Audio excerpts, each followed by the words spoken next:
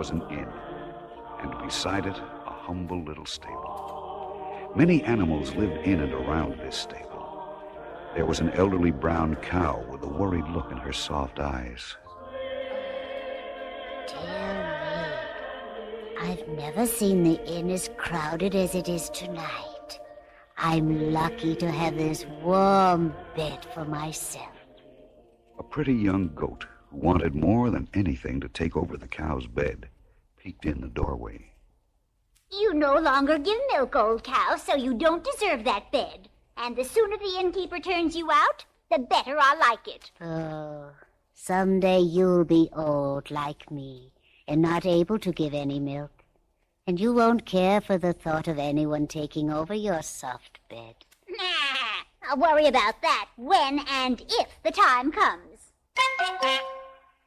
Blackie, the innkeeper's dog, who had been sleeping in a patch of sunlight in the yard, woke up just then. Oh, are you two arguing again? Not at all, Blackie, but I do think Mrs. Cow should know what the innkeeper has in mind. Moo, have you heard something? I certainly have. Well, what is it, Mrs. Goat? Nobody keeps secrets here in the stable. All right, I'll tell you. I heard our master say that he has no more room in the inn, and if anybody else comes in tonight, he's going to offer them the stable. Oh, me. I knew it would come to this someday. Now, Mrs. Cow, you mustn't worry. Maybe no one else will arrive at the inn tonight.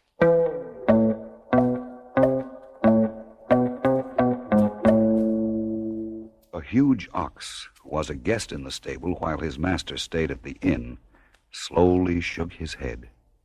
All day I have been pulling my master's cart along the road, and we passed many people on their way here to register for the taxes. There will be more guests tonight. You can be sure of that. It was growing dark. Night was coming. The night that was to be the most wondrous the world has ever known.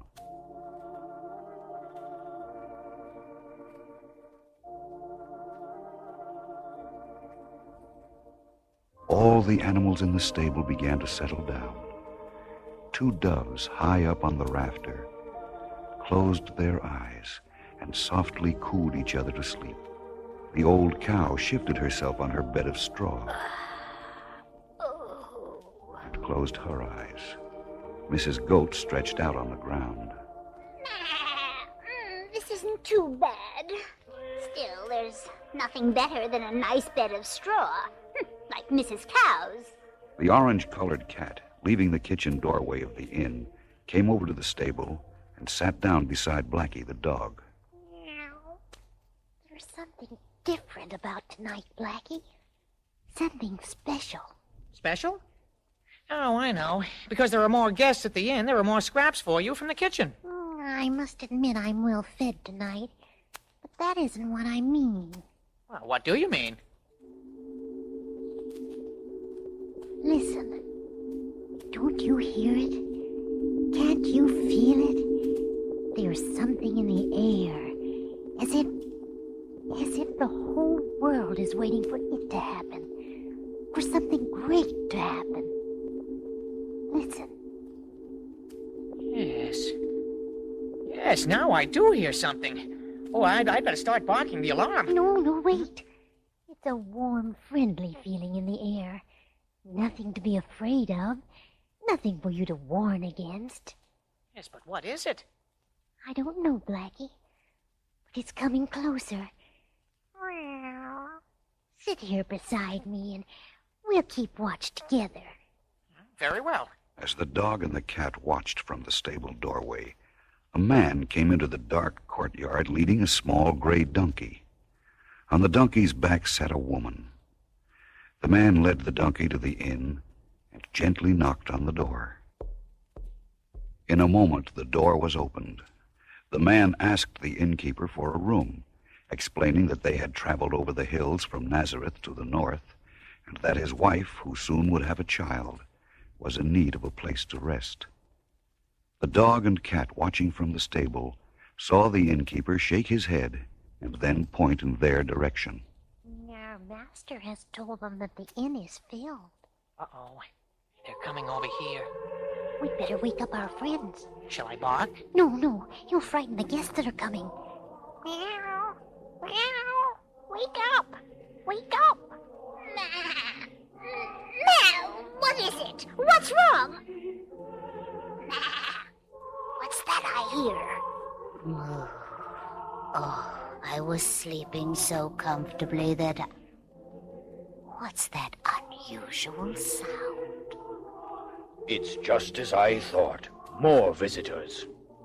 In the stable doorway, the man looked around and saw there was no room for his wife or himself.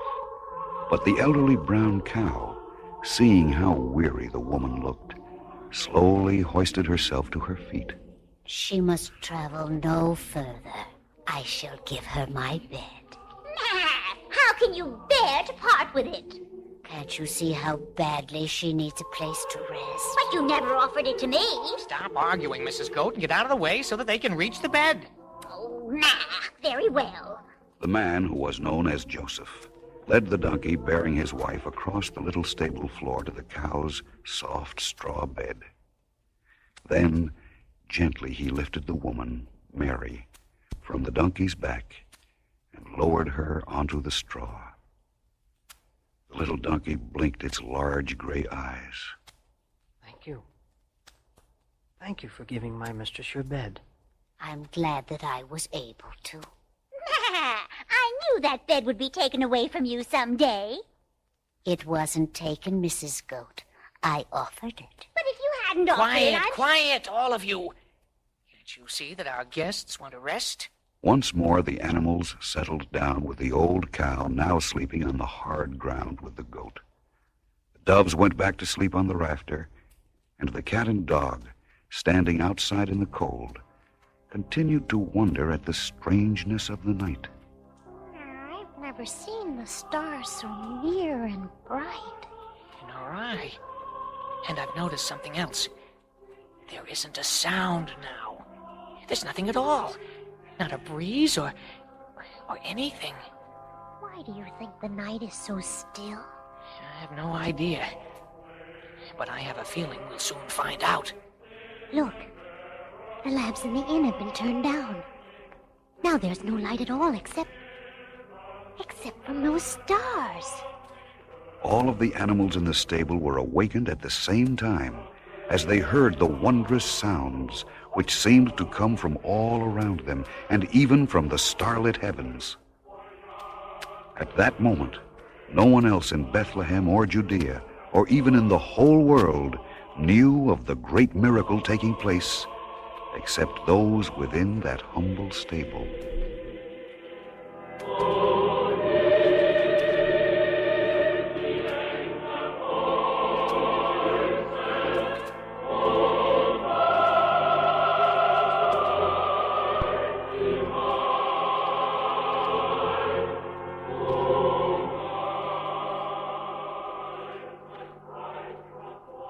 As Mary held the newborn babe in her arms, the old cow gently nuzzled the other animals. My manger can serve as a crib for the infant. But it still has some hay in it. What'll we have for breakfast? It doesn't matter. The hay will be a soft and sweet bed. You're very kind.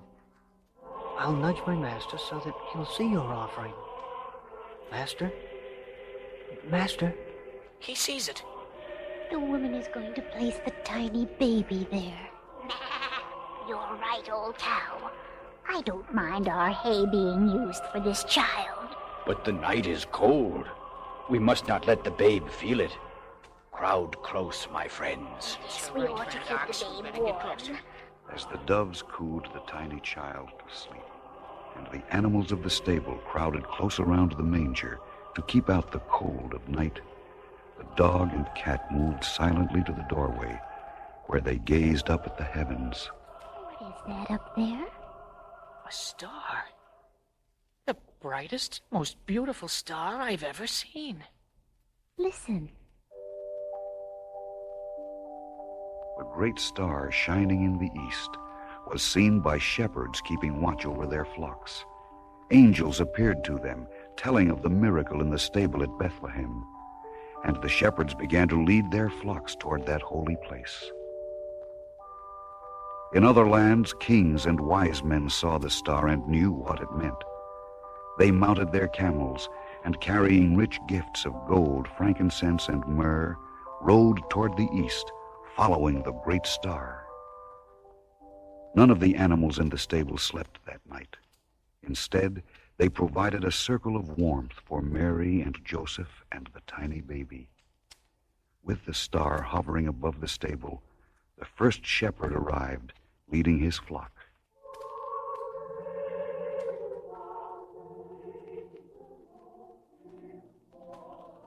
As the shepherd knelt before the holy infant, one of his sheep, a heavy ram with curving horns, stuck his nose in the doorway and peered around. Stay out. We don't need any sheep in here. I go wherever my master leads, and he has brought us here. I too wish to see the infant and give it warmth. There's no room around the manger. Nevertheless, I and the rest of my flock can give the infant warmth. You see what my master carries across his shoulders? A blanket made from our soft wool. Let me remind him of what must be done with the blanket.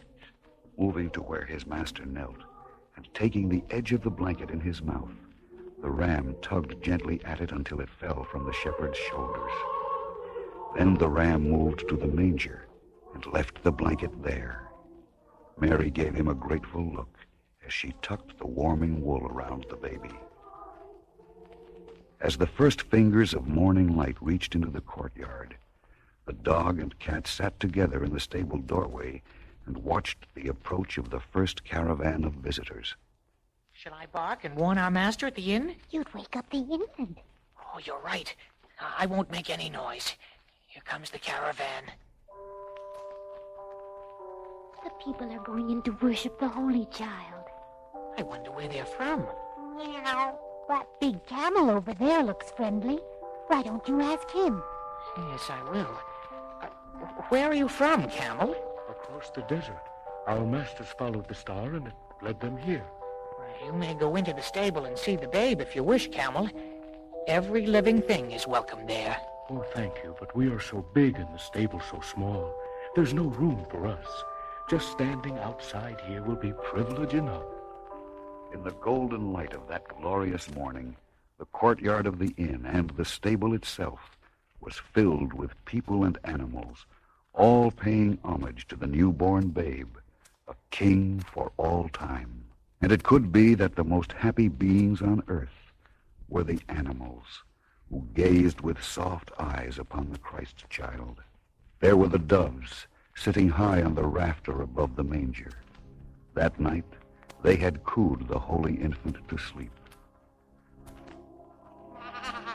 I had been looking forward to that hay for my breakfast, but I'm glad to go without it so that the babe may continue to sleep in the manger.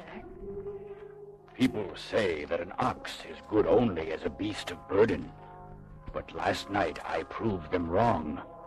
Last night my huge body gave warmth to the King of Kings.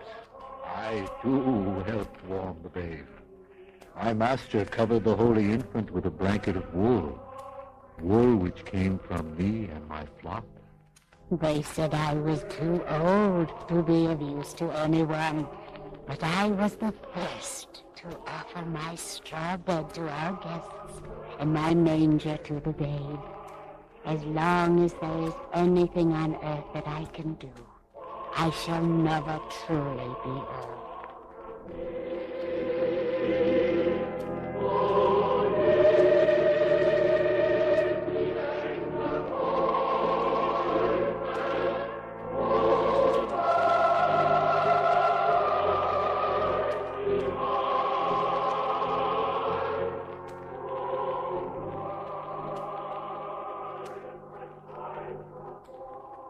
As for Blackie the dog and the orange-colored cat, they sat together over in a corner of the stable, where they were able to see not only all the visitors, but the newborn babe as well.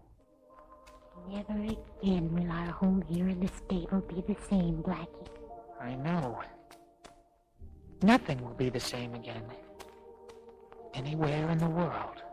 And that's what happened long, long ago in that humble stable in Bethlehem on the very first Christmas.